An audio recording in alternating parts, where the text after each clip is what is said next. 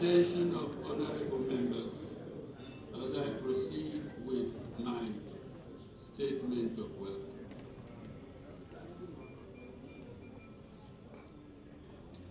Honorable members,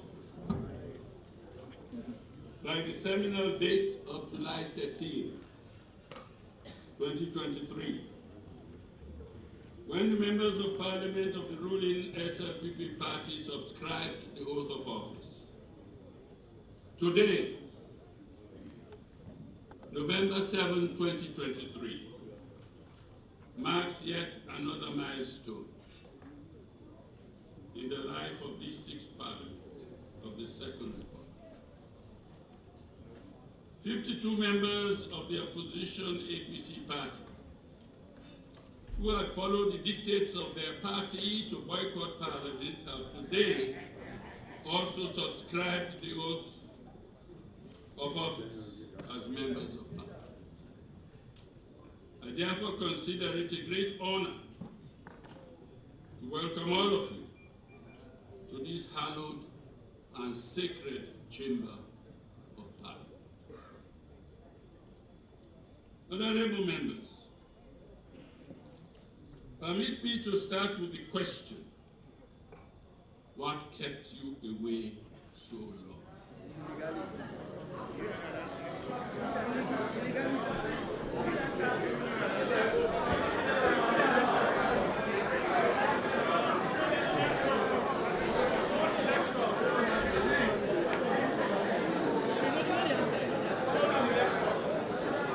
Honorable members, what kept you away so long? On several occasions, I tried to plead with you to see reason and come to the House to perform the sacred constitutional duties for which you have been elected by your people.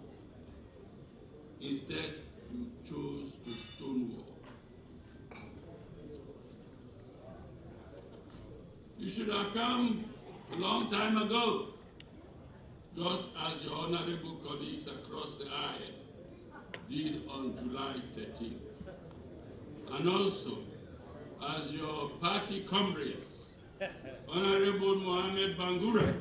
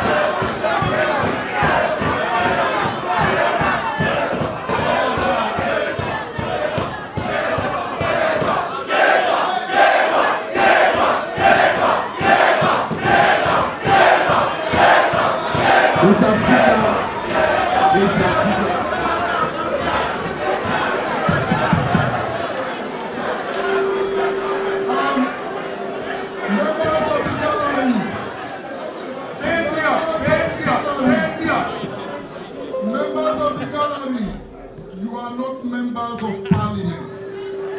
Leave the members of Parliament to talk and exchange, and you observe. A repeat of that, Speaker will have no choice but to clear his gallery. Thank you.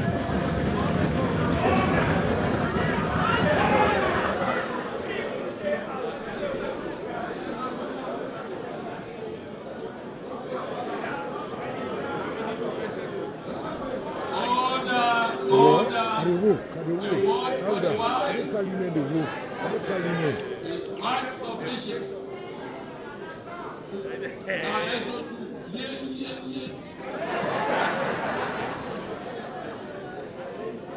One word and one area in the gallery.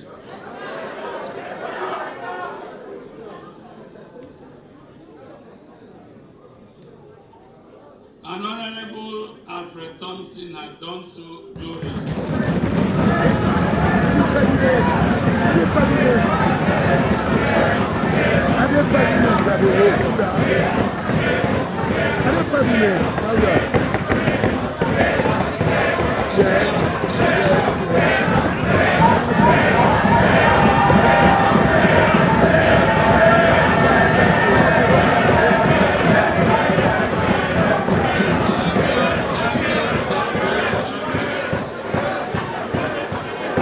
Okay.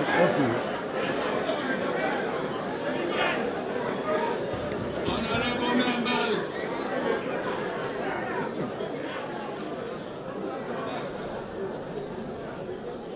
although nearly 4 months late in arriving, nonetheless, it is better late than never. More especially, I feel deeply gratified that my urgings didn't fall on deaf ears entirely. And today, this sixth parliament can proudly say its whole membership is now fully seated and in full conformity with the multi-party democratic constitution of 1990. A constitution that vehemently and vigorously eschews any return to anything even remotely resembling the one-party dispensation of yesteryear that it had ingloriously banished to the nauseating attics of history. Therefore, I should hasten to pay a very special tribute to the dogged determination and perseverance of the Independent Commission on Peace and National Cohesion, ICPNC, for living up to its legal mandate and to the expectations of the general public. Differences of opinion, perception, and persuasion in the political arena, by definition, form an integral part of any truly functioning and vibrant democracy. And therefore, it is of the utmost importance that national institutions are established and capacitated to speedily enter into the breach and provide much needed relief where such differences occur, and particularly importantly, where such differences exhibit the potential of exploding into a national crisis and possible violence.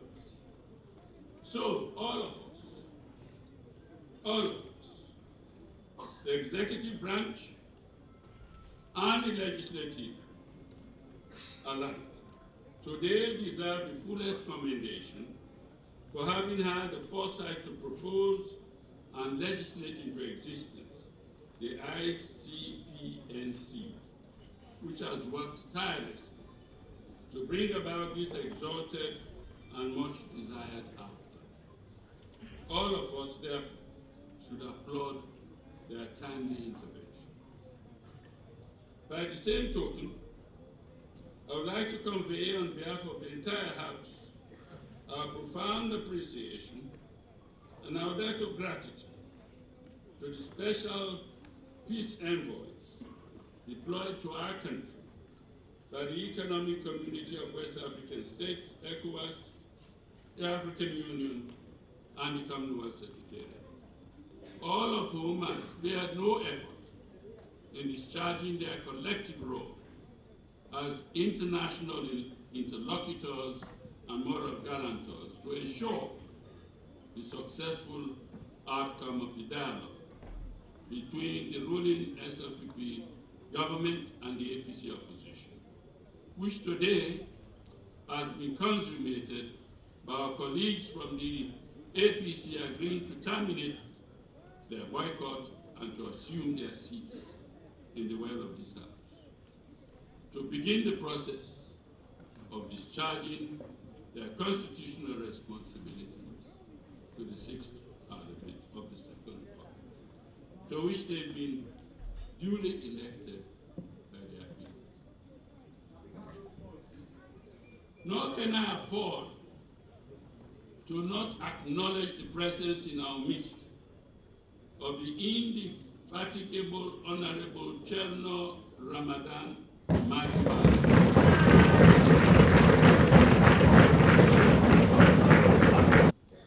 and former leader of the APC opposition in the 5th Parliament of the Second Republic. Indeed, honorable members, no meritorious accomplishments can be properly paid to the 5th Parliament without a resounding and fulsome acknowledgement of the pivotal role of the Honorable Cherno.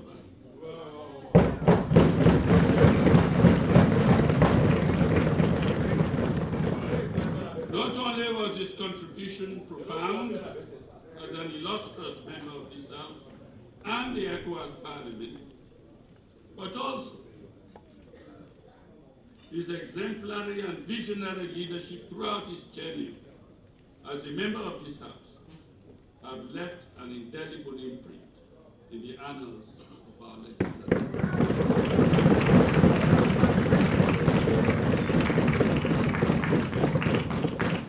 Let truth be loudly and boldly told.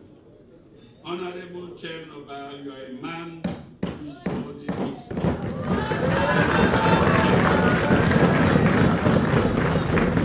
As well as within every corridor of this House. Honorable members, I turn next to the quintessential Honorable Ibrahim Benkan.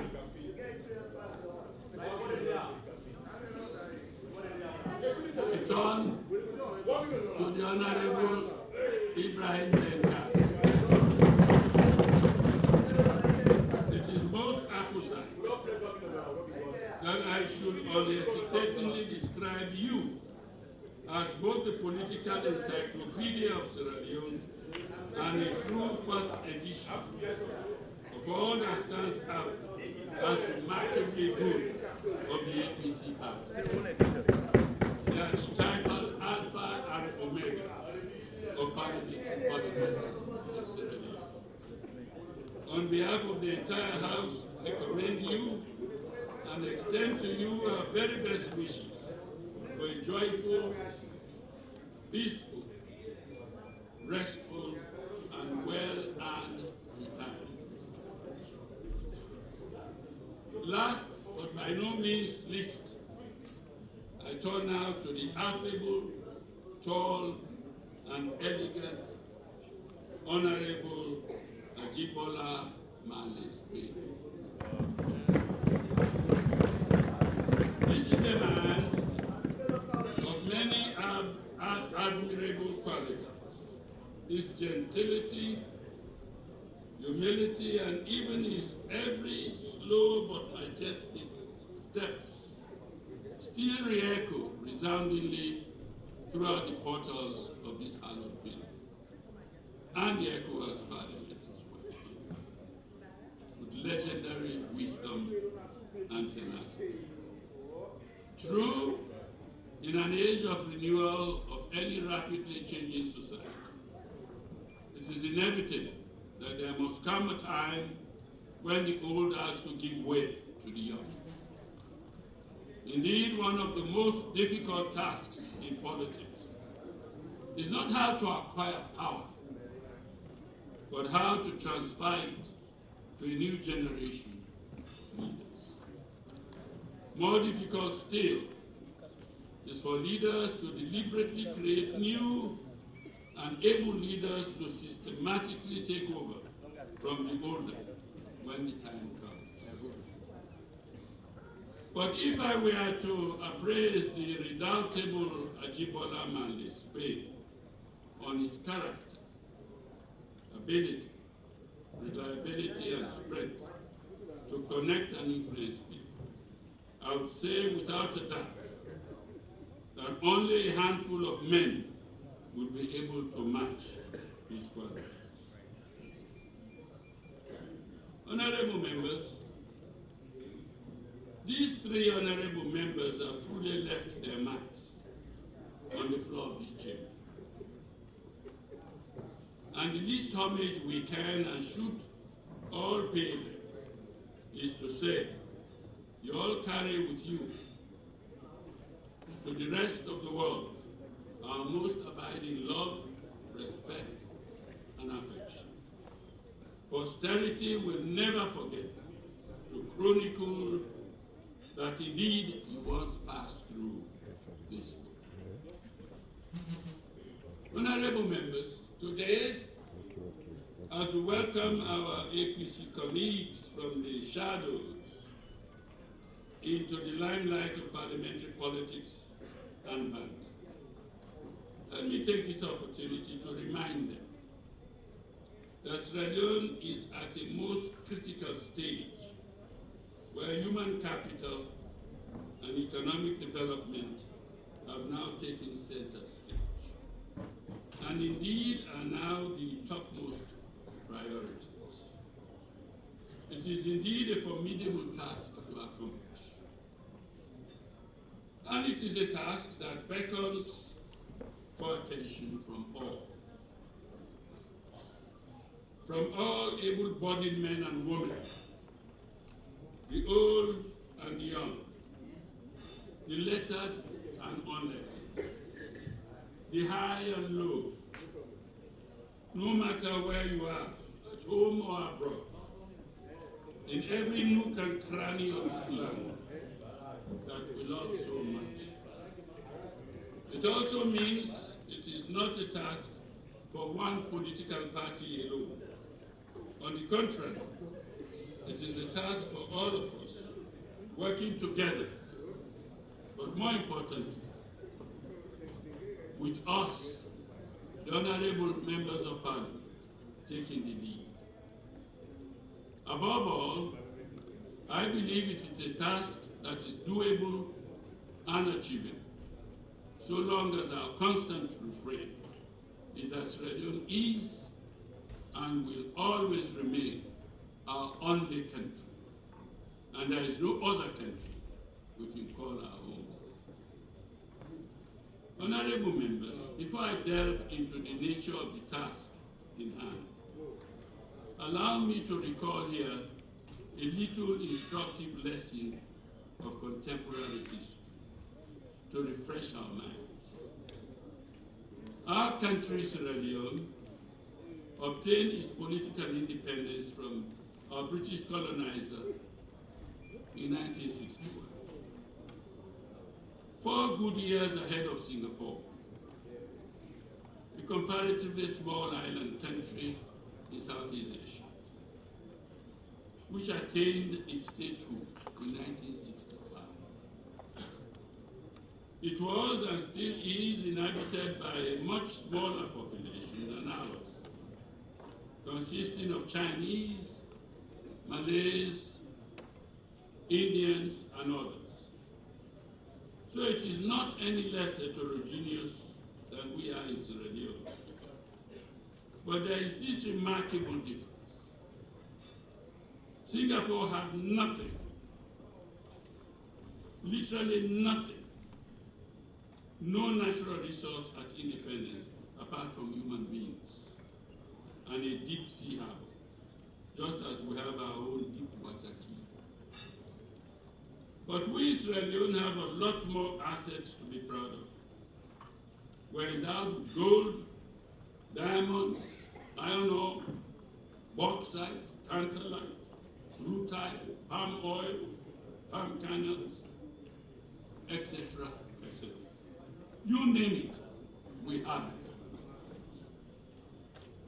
Yet, in 1961, Sierra Leone's per capita income was only $140, and its annual GDP was 328 million. Singapore's per capita in 1965 was $517, and its annual GDP was a mere 975 million.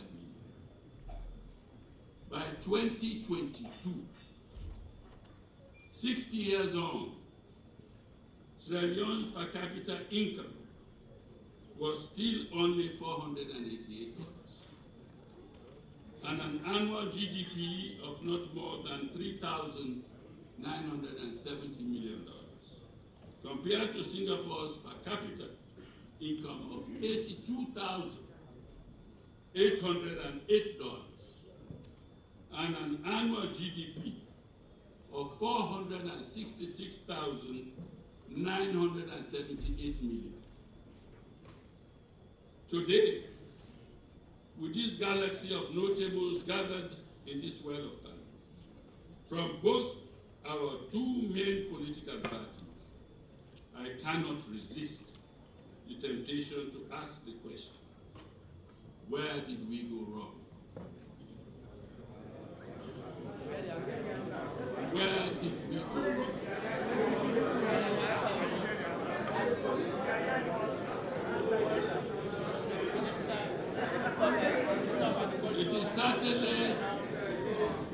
It is certainly not for want of human capital, because we once prided ourselves with the accolade of the Athens of education in West Africa. Although today we lament how that has plummeted to such low levels that the young at school are not ashamed to think they have a divine right to spy, to pass public examinations. And our public servants are equally busy embellishing their desks with degrees and diplomas not properly earned, but purchased from the non-accredited Dominion College with high-sounding names. So while Singapore was busy obtaining laurels and moving up the development ladder rapidly from a third world classification to a first world country, Sierra Leone has remained behind, wallowing in abject poverty and deprivation, and fighting with other countries and hoping for the crumbs to fall from the dinner tables of the rich countries. Honorable members, with all the brilliant minds we've produced in this country, past and present, what really have we gone wrong? What have we done? What have we done to deserve what we do? To answer this question, I'll invite all of us present in this world today, training their people to the highest standard. They send them to the best of the best colleges, everywhere at home and abroad. And they got them bonded on scholarships that obligated them to return and work for Singapore after graduation. The success of this scheme reached such a point that those who went to the United States, the country with the stiffest requirements in the world for a visa, relaxed their visa requirements for Singaporeans, because no Singapore graduate wanted ever to remain permanently in America after graduation, because the salaries waiting for them at home were much higher than they would earn in America. Second, Singapore challenged their citizens to imbibe a a sense of patriotism that was second to none. Those who studied with Singaporeans in colleges abroad can testify to this. A student from Singapore aspires to nothing but a first-class honors degree. And the day he gets it, he's on the next plane back to Singapore. Third, Singapore developed a culture of appointing to high office people of proven competence and leadership based on meritocracy. Nepotism and cronyism died the very day an independent Singapore was born, and they remain permanently in their graves to this day. Remember, honorable members, how serious this principle is respected in a country of such small population that everybody virtually knows everybody else. Amazing. This is a country where their development plans are tailored to run for decades, and they are executed to the last detail. And it matters not who or which political party is in power. Fourth, in Singapore, the culture of incorruptibility is second to none. Their leaders don't govern, they lead. And they also peremptorily lead by example. The first Prime Minister, Lee Kuan Yew, was once accused of corruption by a British newspaper in England. What did he do? He sued the newspaper for defamation. But interestingly, he sued not in Singapore, but in the British courts, and he won. That in itself speaks volumes about the character of the man. Honorable members, I narrate all this simply to demonstrate the essential ingredients which combine to produce the phenomenal economic development of Singapore. But it also points to another simple truth. Singapore has achieved its phenomenal development and growth over the last 60 years, not by luck or happen chance, but rather through good and transformative leadership that is highly educated, locally driven, focused, motivated, dedicated, purposeful, and incorruptible.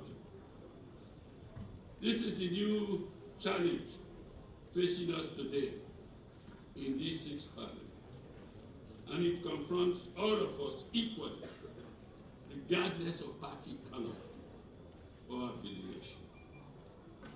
I invite all of us to emulate the good example that Singapore presents, and it's not yet too late to do so. It may sound like a feat of serendipitous proportions, but it's not impossible. Together, we can do it and achieve it. Honorable members, with that, I thank you kindly, and I now take this opportunity to extend my warmest congratulations and felicitations to all the new MPs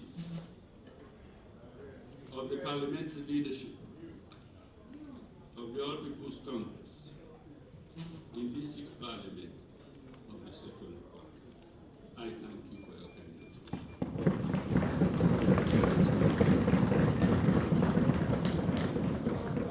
Honorable members.